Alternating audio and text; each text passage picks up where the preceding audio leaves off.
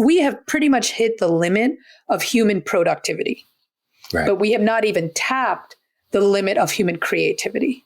I think I was a really strategic thinker. And honestly, if you're a strategic thinker, like there's only a few places for you in organizations some days. Like they don't want somebody who's figured out 5 moves ahead, which I always had. Shoring up your weaknesses after the age of 35 is kind of a useless mission. Like just play to your strengths. Hello, welcome to Design Adjacent, the podcast that talks about the nexus of design, both today and tomorrow. I'm your host, Penny F. Johnson, and today, our special guest, speaker, author, human-centered design expert, and behavioral change expert. She is an entrepreneur, consultant, and leader. Today, I'm happy to welcome to Design Adjacent none other than Minal Bopaiah. She has worked in more than 20 years of professional experience, and her expertise is in deep understanding of human-centered design, behavioral change science, and the core principles of diversity, equity, and inclusion. Most importantly, in how they relate to media, marketing, and communications. Her focus has been in organizational design and helping to lead organizations through change. She is also the principal and founder of Brevity and Wit, and she's worked and been passionate about designing for equity. Her previous work includes being an educational content specialist for none other than the Sesame Workshop, the nonprofit behind Sesame Street. She's also worked on international productions, worked with Doctors Without Borders, and has been a sought-after keynote speaker and thought leader. She's been published in the Stanford Social Innovation Review and thehill.com. Minal, welcome to our podcast today. Thank you for having me, Benny. It's really great to have you come in, and looking at your background, it's such a rich journey. When we talk about design adjacent, all of the other fields that you've used to combine into work that touches the way we think about organizational design. Yeah. What's kind of driven you on this path? Wow. I mean, I think I've always been a little bit of a cross-pollinator of ideas. I remember even when I was applying to colleges, I was really interested in places that really thought of knowledge as interconnected and didn't silo fields. I think that's a function of having a liberal arts education. And so I think I just did that with my career. It was a natural step. I didn't really want to specialize in one thing alone. So when you started, how did you find a way to organizational design? That was sort of happenstance. I didn't even know that that was a thing when I was very young. Organizational development was something that I knew nothing about. What happened was I hopped around. I got my bachelor's was in English. My master's was in psychology. I was in journalism and publishing and media and digital marketing and hopping around a bit. And then a friend had mentioned a program at Georgetown in change leadership. It was organizational consulting and change leadership. And I had spoken with somebody else previously who was like, you really need leadership development for the things you want to do in the world. And so I was like, okay, maybe this would work. And this whole thing of like organizational change was sort of a byproduct. It was more the change leadership part that I was interested in. But in going through that program, I learned these terms like organizational development. And they had a session, one of the sessions was on design thinking and how to apply it and things like that.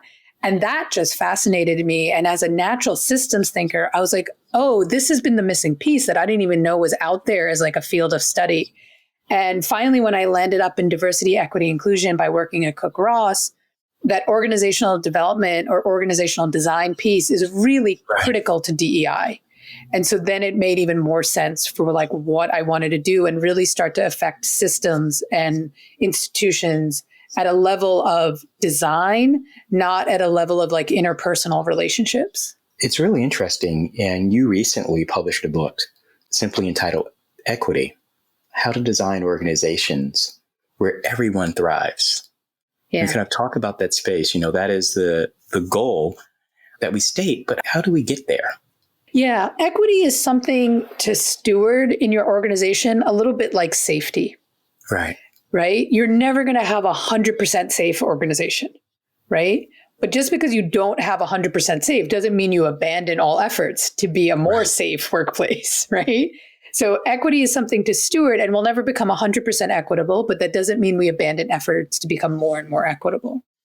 And what we need to do to get there is to really question some underlying assumptions that we think are just, that we take for granted as gospel when they're not. Most organizations have been designed for a lifestyle and a human being that is completely out of date. And what I mean by that is most organizations have been designed for like a 1950s prototypical man who lives in the suburbs, has a wife who carries all of the emotional and cognitive labor at home for free, can commute into work, and then drive home, have a healthy home-cooked meal, and one salary pays for your mortgage, your retirement, and your kids' college education. Very few people in this world fit that mold, including most straight, white, able-bodied men these days. But we have designed work around that sort of persona, to use something from the design thinking world, and that sort of user experience when it's actually not really applicable. And what I mean by that is, first of all, most people need two incomes to manage. Right. So who's actually doing the childcare and caretaking at home? But even like small things that we don't consider, like we run sales as if it's still sometimes like the Mad Men era, where people go out and in order to close a sale, they're allowed to expense food and alcohol. Now, What if you have a single mom who is your best salesperson? What is the thing that she actually needs to close that sale? The most critical thing she needs? It's childcare. And yet we can expense alcohol as a viable business expense, but we cannot expense childcare. And so the system has been designed for a type of human that is not what most of us are anymore. Like some of us never have been, but even the people it was designed for, they're not leading those lives anymore either. Right. It is so true. And, I was going to ask the question of how we think about organizations across generations. Mm-hmm. I was a part of an organization and we did an analysis of how people thought about the benefits in the organization and how they felt the organization take care of them. It was very interesting to see how the results spread out across generation.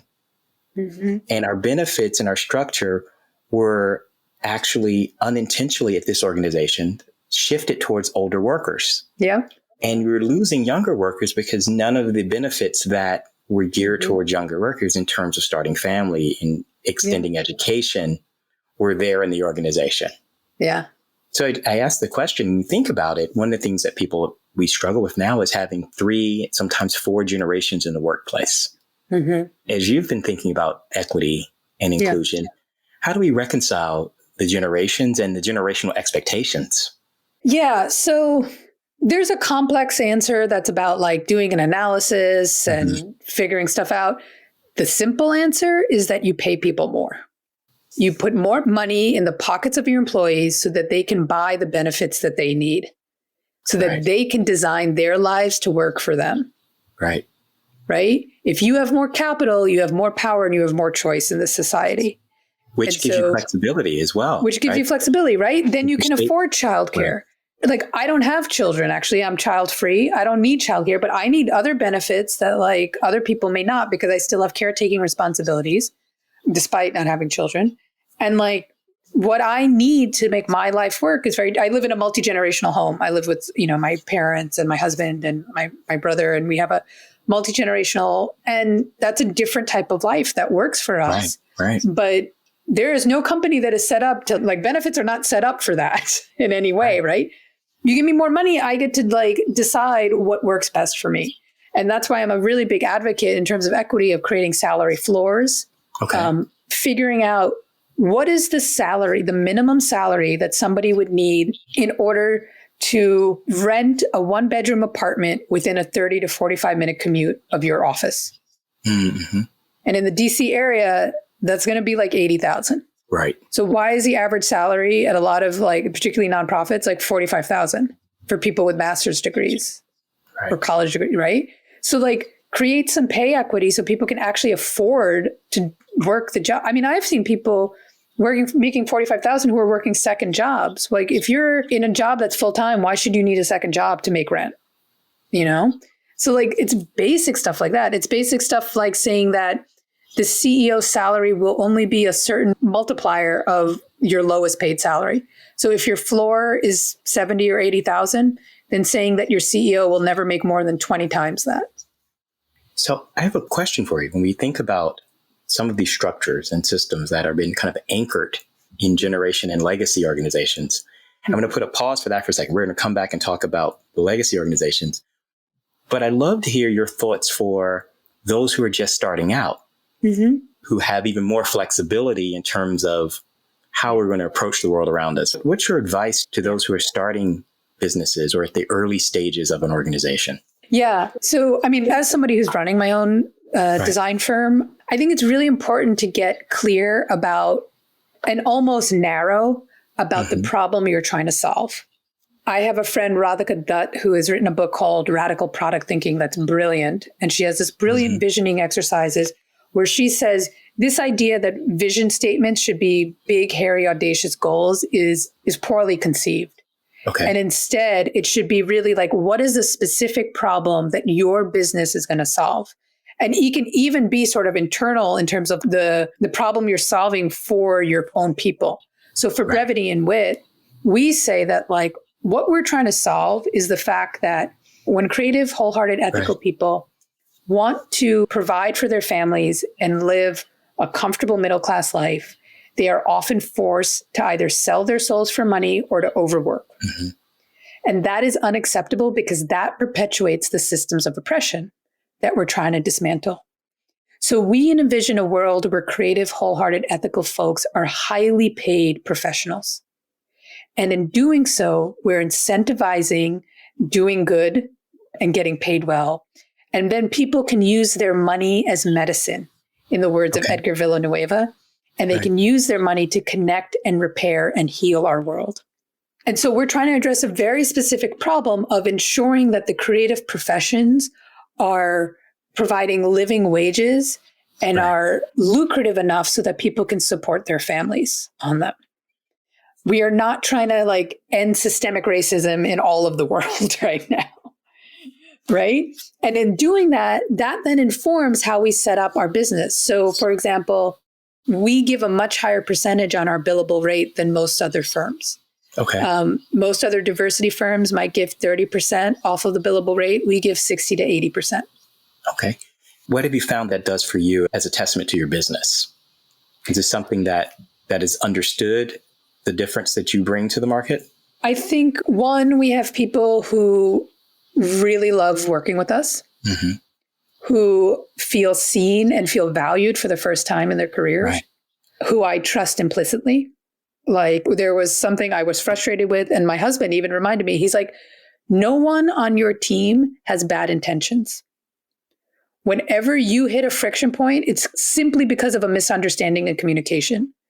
I don't ever have to think that somebody's trying to like squeeze me or get the most out of me or disrupt things. Like there is a high level of trust. The other thing that people get is like some amount of work-life balance, because in addition to that percentage rate, we're trying to create a model where people can make their salary and what they need to live on 20 billable hours a week. Okay. Because creativity does not happen on an assembly line from 9 to 5. Right. It is not the same as putting a car together. 40-hour work weeks do not make sense to me for creative individuals. That is not how creativity shows up. So we're like, listen, we probably have about 20 hours of creativity we could do a week. You have probably another 10 of like answering emails, reviewing. I was going to ask, what happens? It's that administrative space that takes up that extra time and space in between. I mean, we try to minimize that, but that's maybe 10 hours. Then we ask you to give back to Brevity and Wit 4 or 5 hours a week. So you fill up like a 40-hour work week. But what we're saying is that by saying, let's do this in 20 hours, but give you a much higher percentage that covers those extra 10 hours that you're putting in for administrative stuff, that frees people up to be like, oh, there's less pressure on the amount of billable work I have to do. Because also, like, let's be honest, do I get to bill when I'm going on a hike and I finally figure out a client's problem? And you get that moment of clarity, right? Yeah, right? This is knowledge work. This is not, again, like, it's not Henry Ford on the assembly line putting a car together where when you leave and there's nothing you're doing for the company. We are thinking about these problems and ruminating on them 24/7 in our dreams, in our sleep, when we're exercising. And so we need to come up with a different economic structure that allows people to breathe so that their creativity, it can be optimized, because we have pretty much hit the limit of human productivity, Right. but we have not even tapped the limit of human creativity. That's an incredible point for our conversation.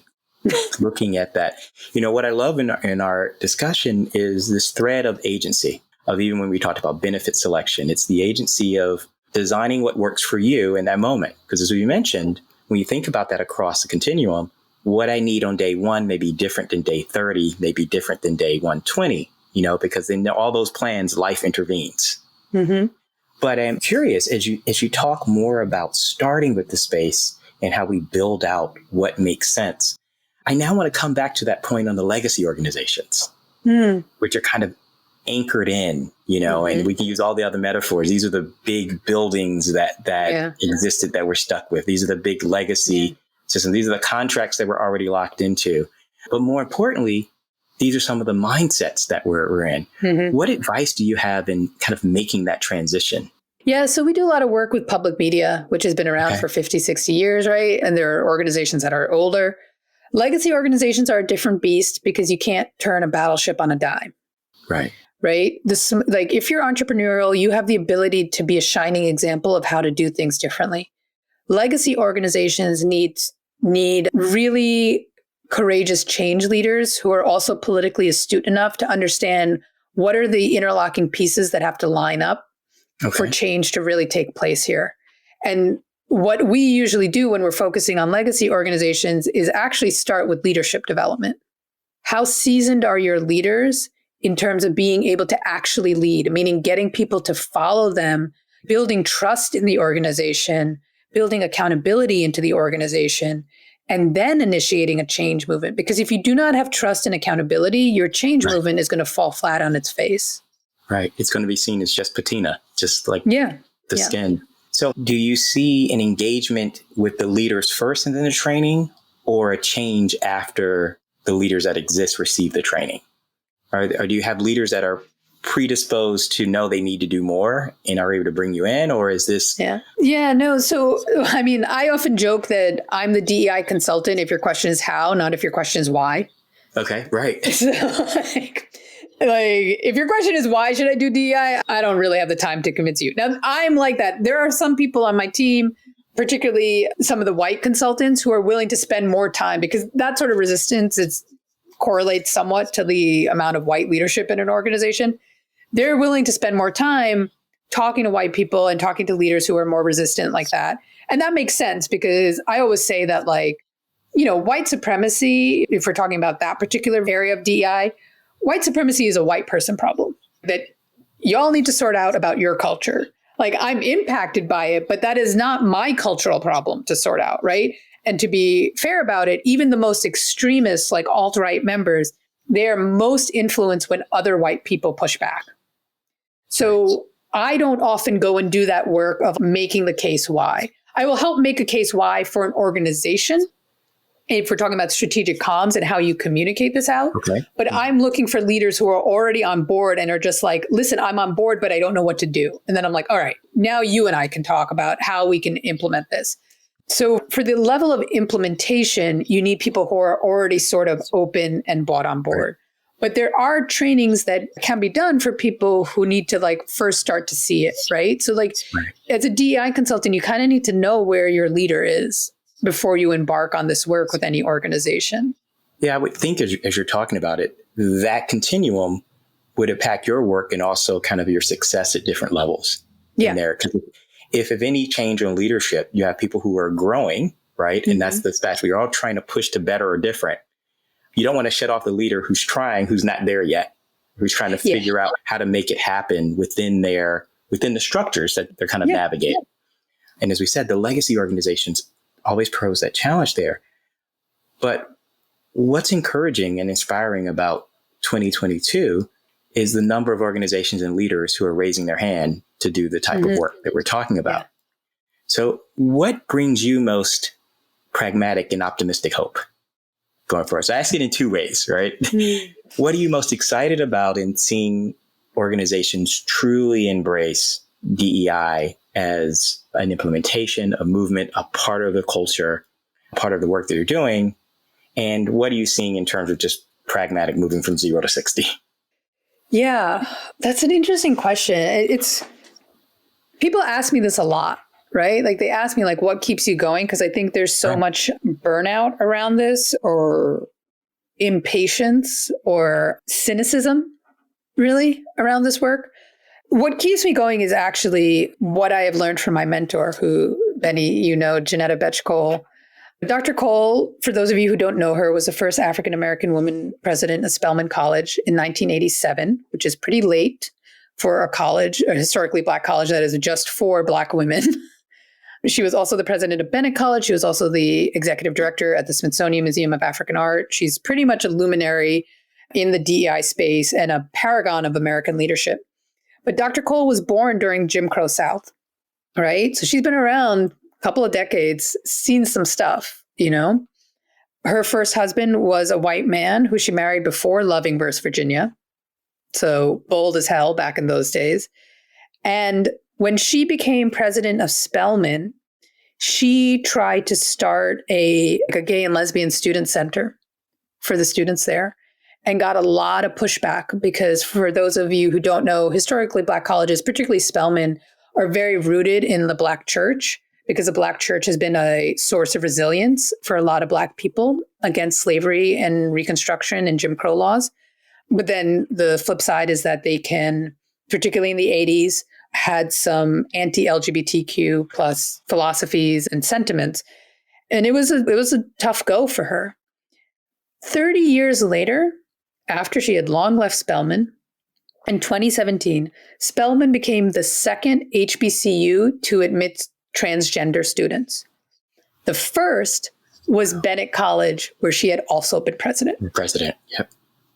And so those are the sort of trajectories we're looking at sometimes when we're talking about social change. Right. I know that that may not be consoling to people whose lives are hurting right now, but if somebody who is in their 9th decade on this earth still has stamina and did that work, then it is disrespectful to my ancestors and to all of the ancestors from whom we benefit to be impatient when they put so much patience into getting us the rights that we enjoy currently. Right.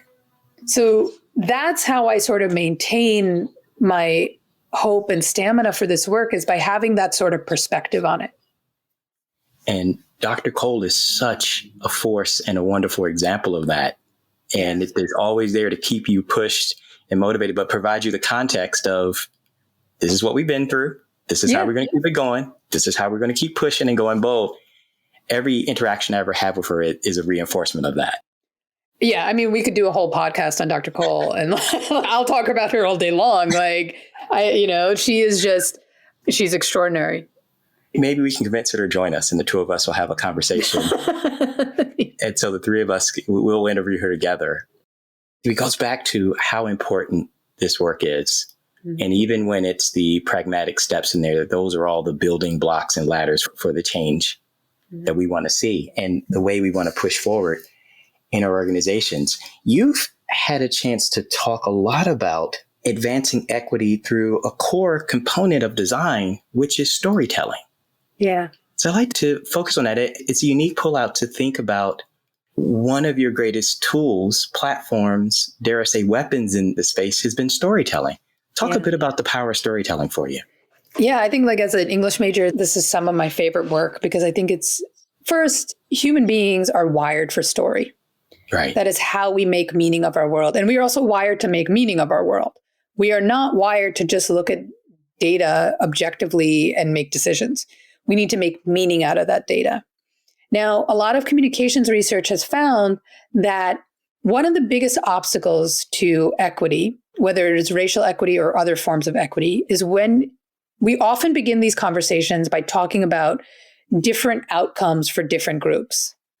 So we'll talk about the difference between Black and white health measures or education attainment, or we'll talk about the difference between income between millennials and baby boomers or something like that, right?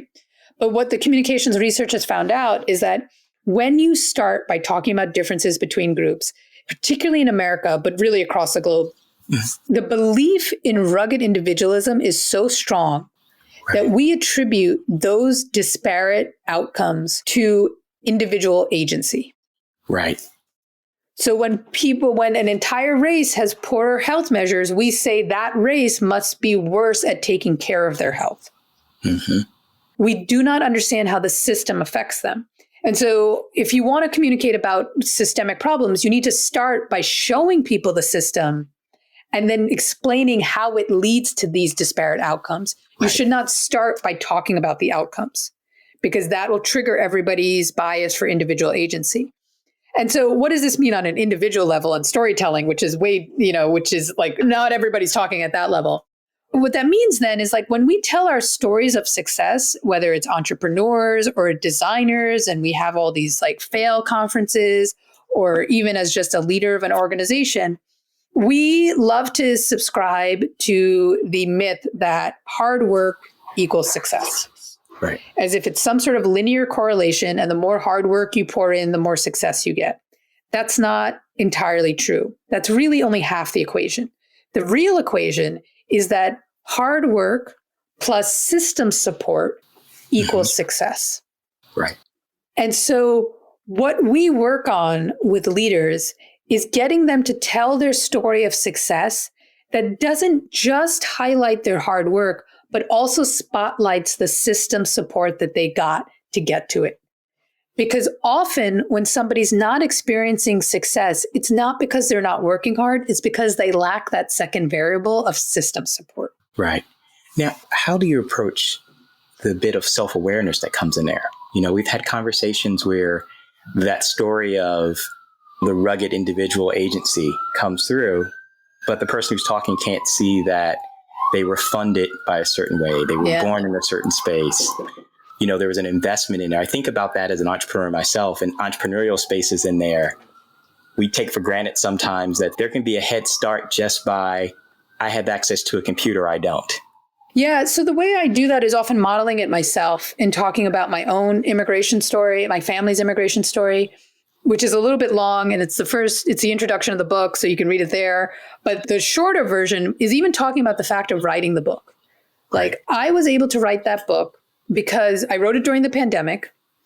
I don't have children, so I didn't have to homeschool anybody during a pandemic, which takes a lot out of most women were carrying that load.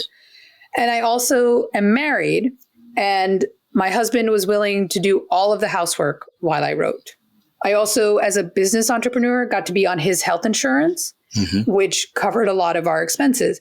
And so I didn't have to hustle to make enough money to be taken care of from a health standpoint. And I also had a spouse that was supportive enough.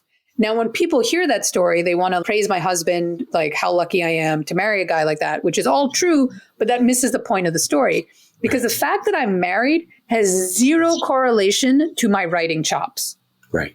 And so the system is set up that I, as a writer, have more success because I was married, which has no bearing on my creativity or writing talent. Right. And so the opportunity was created through marriage, not through just my hard work. Right. And so I try to first model, listen, this is true for me too, right? And that vulnerability gives leaders a little bit of an opening to be like, okay, this is someone who is when we're doing this work, if you want to build self-awareness, it has to be done through gentleness and a genuine desire to be doing it in the best interest of the individual. Okay. You cannot build self-awareness if your goal is, I want you to be self-aware because it'll benefit me. Right. And so, because you need to apologize to me. You won't get there. You need to do it that I want you to be self-aware because it is going to serve you better. You are going to be a better leader. You are going to be able to be more impactful in the world by developing your self-awareness. And people respond really well to individuals that they know are acting in their best interests. Right. As we think about organizations and leadership, what 1 or 2 points do you have for the leaders listening today to be a better leader in 2022 and beyond? I mean, one, retell your story of success and start talking about the system that supported you. There's a beautiful video on a website called Segregated by Design that wonderfully animates Richard Rothstein's book, The Color of Law, about housing segregation and how it's de jure, not de facto. Right. And anybody who is a third or fourth generation American should watch that video because they inevitably have either benefited or suffered because of housing segregation laws in this country from the 40s and 50s. So that's one thing. And then the other thing I would say is the building blocks of any organization are power, money, and time. You can arrange those building blocks to create more equity in your organization, or you can arrange them to create inequity. And that means getting really real, if that's a mouthful, really honest about what are the time expectations of your employees? Is the money you're giving them compensating them adequately for those time expectations? And how is power being used in your organization? That's really good points in this space. As we think about leaders, you talk about retelling your story. What note do you have to encourage leaders to do that? I think about leaders who've already crafted their story and to kind of come in and offer this contemporary remix. Yeah. If you will, right? Yeah. How do you encourage that sense of self-awareness? And I've told you a story, but let's kind of revisit that story again. Yeah. So I'll often assign them to go research your own family's history. When did your family come here? What laws were in place? How did they get educated or not educated? And then also, like, when you're telling your story, the way you tell your story, what happens if we change you into a protagonist of a different identity? Does this story hold up if you're a person of color or a woman or somebody who's LGBTQ? Does it hold up if you're a first generation American whose parents don't speak English? Does it hold up if you were living in a different city? Right? When you start to ask those questions, you start to see the system. You've been a writer. You're an organizational consultant. You've talked about design. Tell me a little bit about your entrepreneurial path. When did it all come together for you to start Brevity and Wit? I had the name for like 10 or 11 years, but we actually didn't get like fully incorporated, and I didn't really start until 5 years ago. Okay. I had no desire to be an entrepreneur, to be honest. I don't even really like the term. Like, it's not how I'm oriented. That a little bit. Yeah. Talk about it. So you had no desire, but here you are. So I know. I really was like a reluctant entrepreneur. Like, I don't follow any of those entrepreneurs that people like Shark Tank or Guy Vandercheck or like Elon Musk. It's perfectly okay. You don't have to. Yeah, I know. I'm just I don't identify with like what that subculture is about. But I think I was not great at organizational politics. So like I kept struggling in jobs. And then 2, I think I was a really strategic thinker. And honestly, if you're a strategic thinker, like there's only a few places for you in organizations some days. Like they don't want somebody who's figured out 5 moves ahead, which I always had. And so I just sort of started it because I was like, I want to do something really creative with my life. And I want to cross-pollinate these ideas. And there's no job out there for what like I'm actually good at, like, or if there is, there's one job and then you're so dependent on that company being a good match for you, you know? Right. And so I just did it because I kind of just got pushed out of enough jobs that I was like, yeah, I think I'm just going to be better working for myself. That being said, I do have those natural entrepreneurial and tendencies towards like ideating, being able to like come up with new ideas and execute, being able to live with the uncertainty of income. Like, that is less stressful to me than managing office politics. It's interesting to hear you say that. You know, a lot of times I have conversations and it's the exact opposite, right? Yeah. The fear of the resource, the check, the status, those spaces that go into it.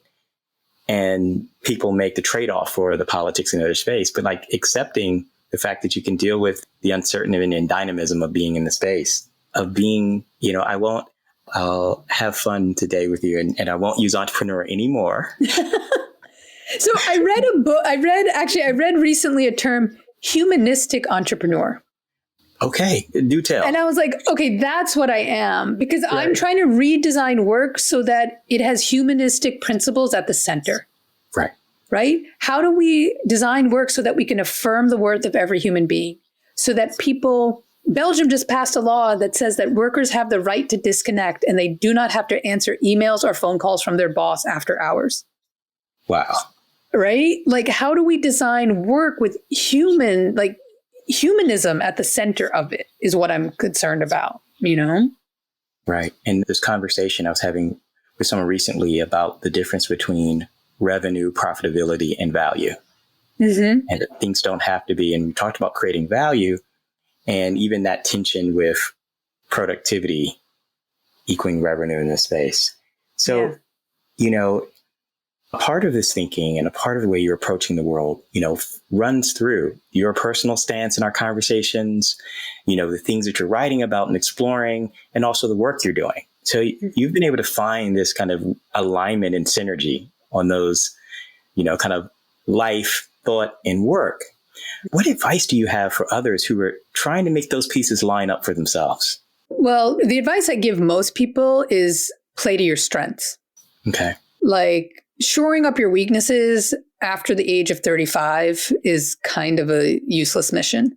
Like, just play to your strengths. Like, it's just going to save you time. Be humble and honest about your weaknesses, hire for them, and then just play to your strengths. Because your strengths are your gift that you have to give the world. The thing that comes most easily to you is actually the thing you should be charging most for. Right. Because that's your gift. And we don't think like that. They're like, oh, this is easy for me to do. So like, oh, I'll do it for free or I'll do it. And I was like, no. That's the thing that's easy for you to do is actually probably really hard for somebody else, which is why they're going to pay you. Right. And that even speaks to equity, because equity is about allowing everybody to contribute their strengths and leveraging difference. Right. So the best thing you can do is play to your strengths and really just stop. And in doing that, you stop comparing yourself to other people. Right. You don't have to be like anybody else if you play to your strengths. You can just be you and be insanely good at the thing that you're good at. Yeah. Right. Because I think you make an excellent point. We can spend a lot of time trying to shore up the backside of things that we don't like and we're not good at. And then we don't spend the time flourishing at the things that make us stand out, make us happy, provide increased value to the world around us, because we're focusing on the thing that we've been terrible at all along anyway. Yeah. And one of the reasons why we try to shore up our weaknesses is because of this myth of rugged individualism. Like, we all should all be self-reliant. But if we embrace interdependence and understand that we're all somewhat dependent on one another, then having a weakness isn't so much of a threat. Right. Because you're living in a community of people who can support you, who can shore up that weakness for you because you have a good relationship with them. Right. So if you focus on your strengths and then focus on building relationships with people who you have their back and they have yours, it'll all work out. Right. Which is really one of the core tenets and heart of community. Yeah. Right. We're there in a community. Not everyone offers the same thing, does the same work, has the same space, but it's all of us interconnected together that let us rise. Right. Mm-hmm. We talk about how organizations move and kind of these intentional moves that we have. If you were to talk to the younger versions of ourselves, right, who reached this threshold pre the 35 mark. I only gave that because you gave the 35 mark. Yeah. So pre 35 mark, what would be one or two intentional things that you would prescribe for them to do as they mature and become a leader? What are some intentional things that they can do? Pre 35? Right. Thinking about what my experience was like and what I know from the sort of younger folks in my space that I sometimes work with, I think developing self-awareness is really important as a leader, which requires knowing your strengths and weaknesses, but not just knowing your strengths and weaknesses, knowing how your mind and your body work. Mm-hmm. Knowing when your intuition is telling you something you should listen to and when your intuition is responding to like past trauma, right? Being able to read yourself is really important. And what that will allow you to do is develop wisdom. And I define wisdom as like good decision making, because fundamentally you will have to face things that the generations that came before you have never faced. Like the world is innovating and the pace of change is so fast that I don't know how to prepare you for the decisions you're going to have to face. So what you need to prepare yourself for is how do you trust your ability to make decisions? If you can trust yourself and how you make decisions, if you can develop wisdom, you'll be okay no matter what hits you, you know? And I think that's a wonderful way for us to close our conversation today. Yeah. You'll be okay no matter what hits you. So it's often said that brevity is the soul of wit. And this has been a conversation, Minal, which I enjoyed, that's been filled with your soul of how we think about how we grow as individuals, as leaders, as guides, and as, we won't use the entrepreneurial word, but as humanistic business leaders. Yeah, I love that. I love that, Benny. So, and it's been a pleasure to have this conversation and get to know you and to talk about the work. And we'll reach out to Dr. Cole, and maybe next year we can do this together. But I appreciate, the work and the wisdom that you provided for us as we think about how to build leadership in an intentional way as we go forward in our change world, as we think about both yesterday and today, how we change and build equity in organizations, and think about the dynamic role that design has played in your career and your journey. So Thank you once again for sharing and being my guest today on Design Adjacent. Thank you so much for having me, Benny. It's been a real pleasure. Thank you all for joining us for this episode of Design Adjacent. Join us next time as we continue to explore the nexus of design in our world both today and tomorrow. Thank you. Show notes for this episode will be available on aiga.org. Please subscribe to our show on Anchor, Apple Podcasts, Google Play, Spotify, or wherever you get your podcasts. AIGA's Design Adjacent podcast and its contents are the copyright of AIGA, the Professional Association for Design. All rights reserved. Any redistribution or reproduction of part or all of the content in any form is prohibited without AIGA's express written permission. My name is Li Shan Huang. Until next time.